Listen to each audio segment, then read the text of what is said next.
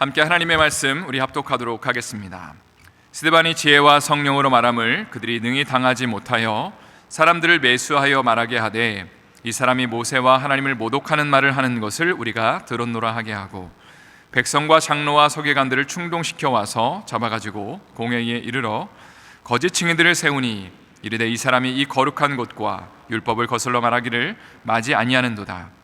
그의 말에 이 나사렛 예수가 이곳을 헐고 또 모세가 우리에게 전하여준 규례를 고치겠다 함을 우리가 들었노라 하거늘 공회 중에 앉은 사람들이 다 스데반을 주목하여 보니 그 얼굴이 천사의 얼굴과 같더라. 하나님의 말씀입니다.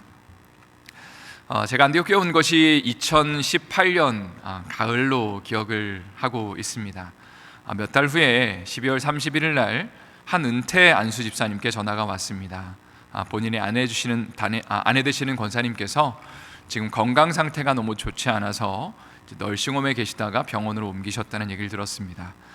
그래서 아내와 함께 그날이 월요일이었는데요, 이제 달려갔습니다. 권사님의 상태를 딱 보니까 임종이 가까이 왔다는 것을 직감할 수 있었습니다.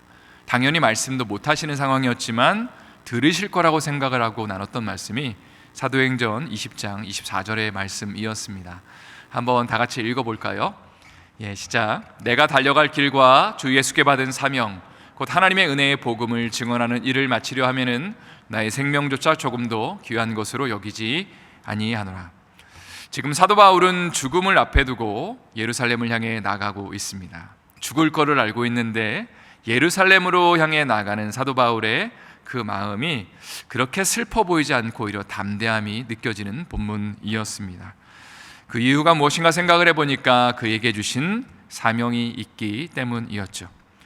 제가 그래서 그 병상 가운데 권사님과 또 은퇴하신 집사님께 이런 말씀을 드렸습니다. 사명이 있으면 죽음도 두렵지 않게 됩니다. 권사님은 파킨슨병으로 오랫동안 고생하셨고 남편 집사님은 널싱홈을 오고 가면서 병간호를 하시는데 참 오랜 시간을 보내셨습니다. 세상적인 관점에서 보면 참으로 연약한 삶을 살았고 의미 없어 보이는 삶을 살았던 그 두 분. 그러나 하나님이 주신 마음은 바로 이런 것이었죠. 연약한 중에도 우리가 기도하며 주님을 바라볼 수만 있다면 그것은 비참한 인생이 아닙니다.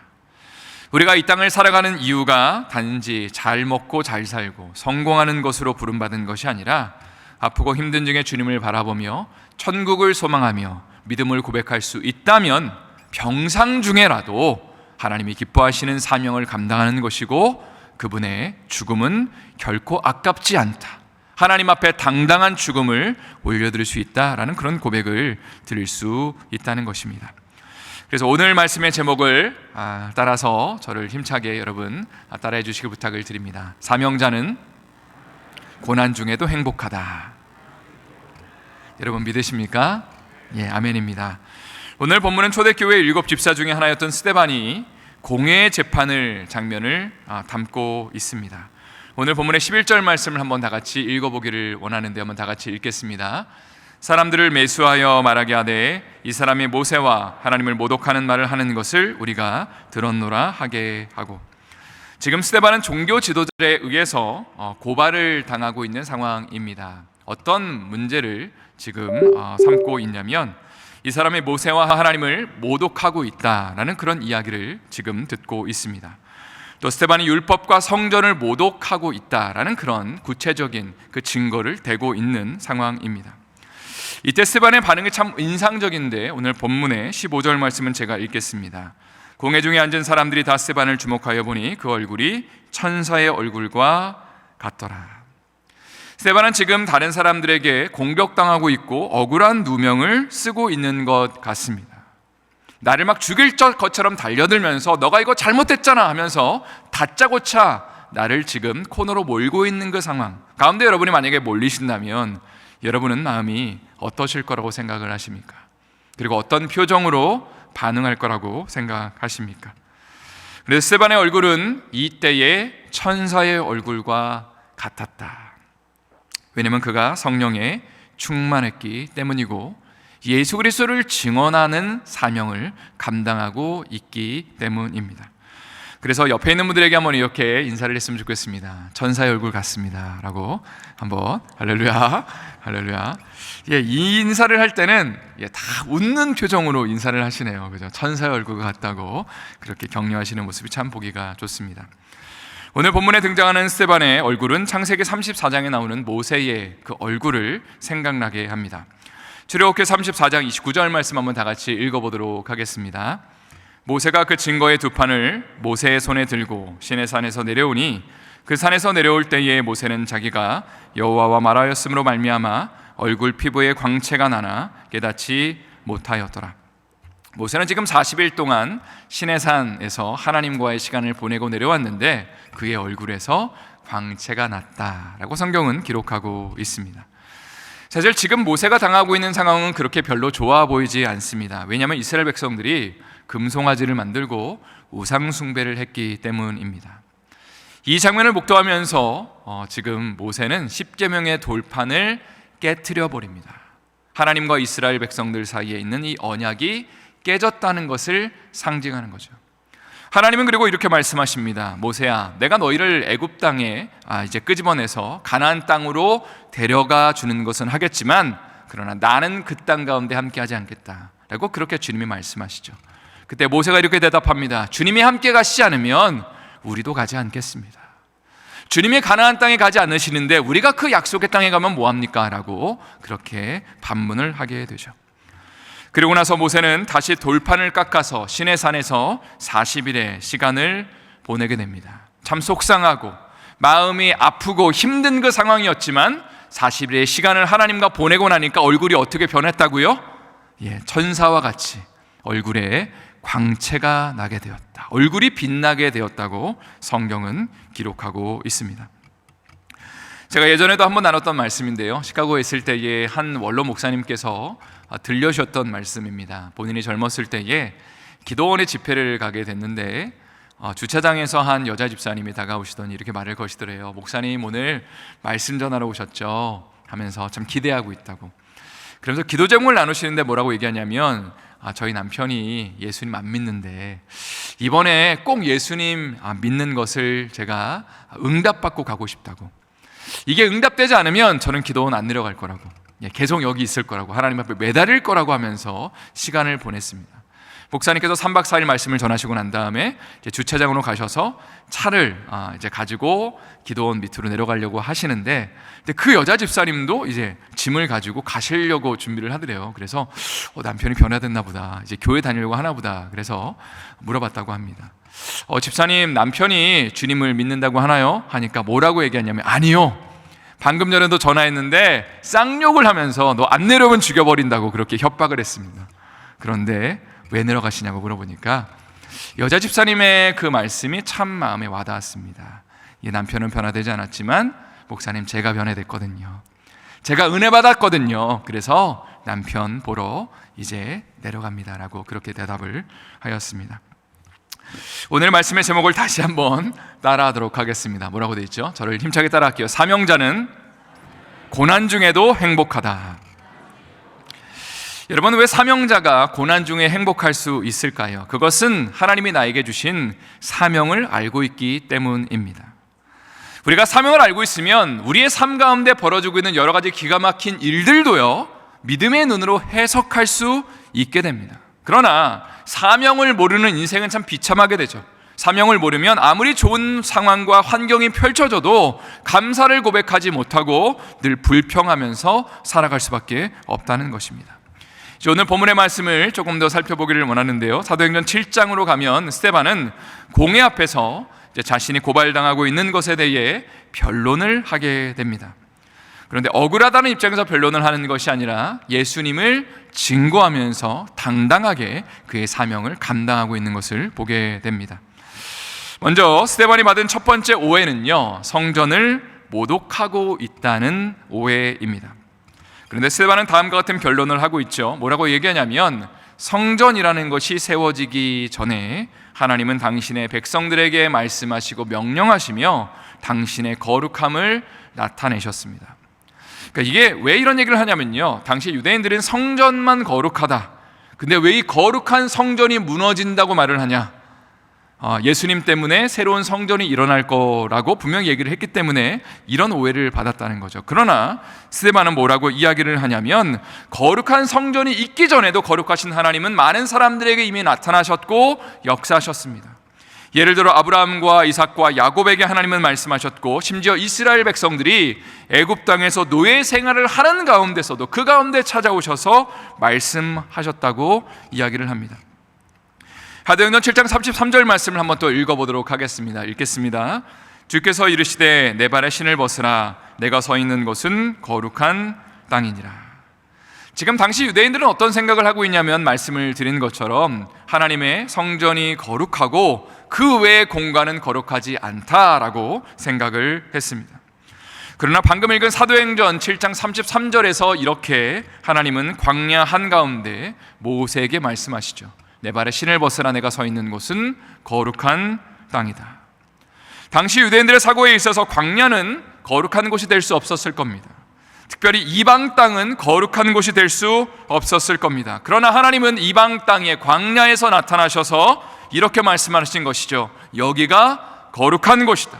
그러니까 내 신을 벗으라고 주님이 명령하시는 것을 우리는 보게 됩니다. 제가 이제 드리는 말씀을 여러분 오해하지 말고 잘 한번 곰곰이 들어보십시오. 우리가 함께 모여서 오프라인으로 예배하는 것은 참으로 귀한 일입니다. 아멘이시죠? 자, 그런데 교회 안에만 하나님이 계실까요? 아니면 교회 밖에도 하나님이 계실까요? 교회 밖에도 당연히 하나님이 계실 거라고 우리는 믿음으로 고백합니다. 또 온라인으로 예배하는 그곳에도 하나님이 역사하고 계심을 믿습니다. 아멘이시죠? 아마 온라인으로 예배하시는 분들이 아멘 이렇게 외치셨을 거라고 생각을 합니다. 또 우리가 일하고 있는 직장이나 또 심지어는 전쟁이 벌어지고 있는 곳들, 지진과 기근이 있는 현장에서도 하나님의 은혜가 임할 수 있고 하나님의 임재와 영광이 나타날 수 있습니다. 그런데 여러분, 한 가지 우리가 잊지 말아야 될 것은, 하나님이 어디에 계시다는, 어디에나 계시다는 이유를 가지고 우리는 편의주의에 빠져서는 안 됩니다. 예배의 본질을 잊어버려서도 안 되죠. 그죠? 우리가 어느 곳에나 하나님이 계시다는 것을 믿으면서 신앙생활하고 어디서나 하나님을 예배하고 하나님을 기뻐하게 하는 그런 사명자로, 선교사의 마음을 가지고 살아야 되지만, 그러나 하나님이 어디에 계시다는, 어디에나 계시다는 그 이유 하나만으로 우리가 성전에 모여서 하나님을 예배하는 것을 소홀히 해서는 또한 안 된다는 것입니다. 예배는 우리의 삶의 고백을 드리는 것이 우리의 자아를 드리는 것이기 때문이죠. 그리고 우리의 시간과 정성을 담아 드리는 것이 성경적인 예배라는 사실입니다. 그런 차원에서 내일 저녁에는 온라인으로 함께 드리는 그 예배 가운데 지금 계신 분들도 이곳 성전으로 나오셔서 조금은 힘들겠지만, 그러나 그 힘든 가운데 우리의 시간과 정성을 하나님 앞에 온전히 올려드리는 기도의 향연이 하나님 앞에 영광이 될 수 있기를 예수님의 이름으로 축원드립니다. 스데반이 받은 두 번째 오해는 율법을 모독하고 있다는 것입니다. 그러나 스데반은 이렇게 변론을 하죠. 내가 율법을 모독하는 것이 아니라 실제로는 너희와 너희 조상들이 율법을 모독하고 지키지 않았다라는 이야기를 하고 있습니다. 사도행전 7장 35절 말씀, 지금 스데반은 다음과 같이 말을 하고 있죠. 한번 읽어보겠습니다. 시작. 그들의 말이 누가 너를 관리와 재판장으로 세웠느냐 하며 거절하던 그 모세를 하나님은 가시나무 떨기 가운데서 보이던 천사의 손으로 관리와 속량하는 자로서 보내셨으니. 지금 이스라엘 백성들의 입장에서 모세는 가장 역사상 위대한 지도자라고 생각을 하고 있습니다. 그런데 지금 유대인들의 입장에서 모세는 훌륭한 사람이지만 그들의 실제 조상들은 모세를 향해서 뭐라고 지금 대우하고 이야기를 했다는 거죠. 누가 너를 우리의 관리와 재판장으로 세웠느냐 하면서 삿대질을 하면서 그 훌륭한 모세에게 대항했던 사람들이 당신들의 조상이다 라고 이야기를 하고 있습니다. 그리고 나서 52절과 53절 말씀은 제가 한번 읽어보도록 하겠습니다. 너희 조상들이 선지자들 중에 누구를 박해하지 아니하였느냐. 의인이 오시리라 예고한 자들을 그들이 죽였고 이제 너희는 그 의인을 잡아준 자요 살인한 자가 되나니 너희는 천사가 전한 율법을 받고도 지키지 아니하였도다 하니라. 스데반은 지금 유대인들을 향해 뼈를 때리는 말을 하고 있습니다. 당신들의 조상들은 하나님이 선지자를 보내셨는데 그들을 핍박하고 죽였고 심지어는 얼마 전에 하나님의 아들 예수 그리스도가 이 땅 가운데 오셨는데도 당신들은 그분을 알아보지 못하고 십자가에 못 박아 죽였습니다. 누가 율법을 어기고 있는 사람입니까? 라고 지금 그렇게 질문을 던지고 있는 것이죠. 그리고 유대인들의 이야기를 듣고 마음에 찔려 그를 향하여 이를 갈았다라고 성경은 기록합니다. 그러나 스데반은 다음과 같은 모습을 보이죠. 55절과 56절 말씀 한번 다 같이 읽어보도록 하겠습니다. 시작. 스데반이 성령 충만하여 하늘을 우러러 주목하여 하나님의 영광과 민 예수께서 하나님 우편에 서신 것을 보고 말하되 보라 하늘이 열리고 인자가 하나님 우편에 서신 것을 보노라 한대. 지금 스데반은 성령에 충만하여서 자신을 시기하고 미워하고 질투하는 사람들을 바라보지 않고 어디를 보고 있냐면 하늘을 쳐다보고 있습니다. 저를 한번 힘차게 따라하겠습니다. 사람 바라보지 말고, 조금 더 크게 하겠습니다. 사람 바라보지 말고 하늘을 바라봅시다. 성도 여러분, 하늘을 바라볼 때에 뭐가 보이게 될까요? 스데반은 하늘이 열리고 인자가 바로 예수 그리스도가 하나님의 보좌 우편에 앉으신 것을 보게 되었습니다. 사람들이 그를 돌로 치려고 할 때에 그는 이런 고백을 드리죠. 주 예수여 내 영혼을 받으시옵소서. 그리고 성경에서는 이렇게 기록하고 있습니다. 무릎을 꿇고 다음과 같이 크게 외쳤다. 한번 이 장면을 상상해 보세요. 사람들은 지금 너무 화가 나고 열이 받아서 스데반을 죽이려고 하는데, 그런데 오히려 스데반은 당당하게 무릎을 꿇고 하늘을 바라보면서 크게 외쳤다는 것이죠. 주여 이 죄를 저들에게 돌리지 말아 주시옵소서 라면서 당당한 죽음을 맞이했다는 것이 바로 오늘 본문의 내용입니다. 이제 말씀을 좀 정리하고자 합니다. 하나님을 사랑했던 한 사람 스데반의 죽음에 대해서 우리가 한번 생각해 볼 필요가 있습니다. 사실 우리의 삶 가운데 고난과 아픔과 시련이 찾아왔을 때에 그래도 그 어려움과 아픔 가운데 복음을 증거하면서 좀 의미 있게 삶을 살아갈 수 있다면, 좀 오랜 시간 평생을 살아갈 수 있다면 우리는 그 삶이 참 은혜로운 삶이다, 사명을 감당하는 삶이다 라고 평가할 것입니다. 그러나 오늘 본문에서 스데반은 너무나 짧은 시간 안에 예수님을 증거하였고 돌에 맞아 비참한 죽음을 맞이하고 있는 것처럼 보입니다. 그러나 앞에서 말씀드린 것처럼 사명자는 고난 중에도 행복하다고 제가 말씀을 드렸죠. 왜냐하면 스데반은 예수 그리스도의 하나님 아들 되심을 당당하게 증거했기 때문이고요. 또 중요한 것이 오늘 본문에서 아주 우리에게 의미심장한 그 의미를 전달하고 있는 구절이 하나 더 있기 때문입니다. 사도행전 7장 58절 말씀, 마지막 오늘 말씀인데 한번 다 같이 읽어보도록 하겠습니다. 성 밖으로 내치고 돌로 칠새 증인들이 옷을 벗어 사울이라 하는 청년의 발 앞에 두니라. 여기 등장하는 사울이라는 청년은 바로 사도 바울을 가리킵니다. 스데반이 죽는 현장에 누가 있었냐면 사울이라고 불리는 바울이 있었다는 것이죠. 존 스토터 목사님은 이런 말을 합니다. 사도행전 9장에 가면 바로 사도 바울이 회심하는 사건이 일어나는데, 이 회심하는 사건을 결정적으로 촉발시킨 계기가 무엇이냐면 바로 스데반의 회심 사건이다. 그러니까 스데반이 그냥 단순히 비참한 죽음을 맞이하는 것이 아니라 정말 인류의 역사상 가운데 정말 위대한 사도가 한 명 일어나게 되는데, 그 사람이 사도 바울이잖아요. 이 사람이 어떻게 전도되었느냐? 바로 스데반의 죽음을 통해 하나님 앞에 사도 바울이 전도되고 주 앞에 돌아오는 계기가 마련되었다는 것입니다. 가령 스데반이 말씀을 전하는 걸 듣고 바울은 마음에 찔림을 받았을 것입니다. 두 번째로 스데반이 말하는 소리를 듣고 인자가 하나님 보좌 우편에 앉아있다라는 그 선언을 듣고, 그는 아마도 사도 바울은 하늘을 바라보면서 정말 그것이 보이는지, 예수가 비참하게 죽은 것이 아니라 정말 하나님 보좌 우편에 앉아있는지를 질문하게 되었을 것입니다. 마지막으로 돌에 맞으면서도 천사의 얼굴을 하고 있는 스데반을 바라보면서 담대하게 당당하게 정말 무릎을 꿇고 손을 두 팔 벌려서 하늘을 바라보면서 죽음을 맞이하면서 저들의 죄를 저들에게 돌리지 말아달라는 그 기도 소리를 들으면서 지금 바울은 질문하였을 겁니다. 도대체 왜 죽음을 두려워하지 않는 것이지? 그리고 이것이 계기가 되어서 다메섹 도성에서 바울은 예수님을 만나게 됩니다. 이제 말씀을 마치기를 원합니다. 사명자는 고난 중에도 행복합니다. 여러분 믿으십니까? 우리가 이 땅을 살아가면서 때로는 감사하고 행복한 순간들이 넘칠 때도 있고요, 참 어려운 시간들, 의미를 찾을 수 없는 그런 순간들도 우리의 삶 가운데 분명히 찾아올 것입니다. 그러나 중요한 것은 죽음의 순간에도, 참 아프고 힘든 그 순간에도 우리가 믿음을 고백할 수만 있다면, 하늘을 쳐다보고 예수님을 바라보고, 그리고 하늘 보좌 우편에 계신 그 주님을 우리가 노래하며 기도하며 나갈 수만 있다면 우리의 삶은 주님이 주시는 행복으로 넘치게 될 것입니다. 무엇보다 하나님이 주신 사명을 발견하고, 우리 안디옥 교회의 사명, 제가 계속 강조하고 있죠.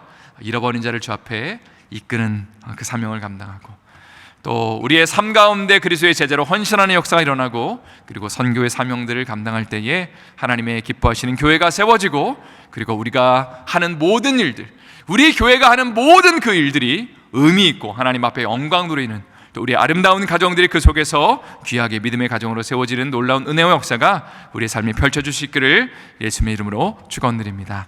다시 한번 예수님의 이름으로 축원드립니다.